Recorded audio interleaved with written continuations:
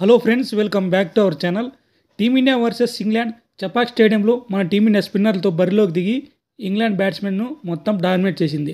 But అలాగే England team కూడా spin bowling work out కాకపోయినా బట్ వాళ్ళ బేస్ బౌలింగ్తో మన టీమిండియాని కొంతవరకు డామినేట్ చేశారని చెప్పాలి. ముఖ్యంగా మన తెలుగోడు తిలక్ వర్మ ఒంటి చేత్తో మ్యాచ్ని గెలిపించాడు. ఈ మ్యాచ్లో మన టీమిండియా వరుసగా 2 విజయాలతో దూసుకుపోతుంది. ఒక పక్క ఇంగ్లాండ్ నిరాశతో కూడిపోయింది. ఈ మ్యాచ్ తర్వాత ఇంగ్లాండ్ కెప్టెన్ జాస్ బట్లర్ ఇలా అన్నాడు: మేము 180 పరుగులు చేసి ఉంటే తప్పక గెలిచేవాళ్ళం. 15 పరుగులు తక్కువ చేసి ఉండడంతో ఓడిపోయాం.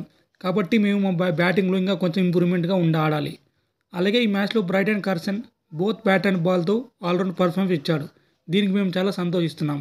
But team India young batsmen Tilak Varma ఈ మ్యాచ్ మొత్తం మార్చేశాడు. తిలక్ వర్మ అవుట్ అవ్వకుండా లాస్ట్ వరకు ఆడడంతో మేము ఓడిపోవాల్సి వచ్చింది. మా స్టార్ బౌలర్ జోఫ్రా ఆర్చర్ బౌలింగ్లో 4 సిక్స్లు కొట్టి మా టీంను చాలా ప్రెజర్తో పెట్టాడు. తిలక్ వర్మను తొందరగా అవుట్ చేసి ఉంటే ఖచ్చితంగా మేము గెలిచేవాళ్ళం ఈ మ్యాచ్తో. సో నెక్స్ట్ మ్యాచ్ కోసం మా బ్యాటింగ్లో కొన్ని మార్పులు చేసుకొని బ్యాటింగ్లో తప్పక ఈ T20 మ్యాచ్ గెలుస్తాం. అలా జాస్ బట్లర్ పోస్ట్ మ్యాచ్ ప్రెజెంటేషన్లో అన్నాడు. ఫ్రెండ్స్, ఈ వీడియో నచ్చితే దయచేసి మన ఛానల్ సబ్స్క్రైబ్ చేసుకోండి. ఈ వీడియో చూసినందుకు వెరీ థ్యాంక్ఫుల్ టు యూ.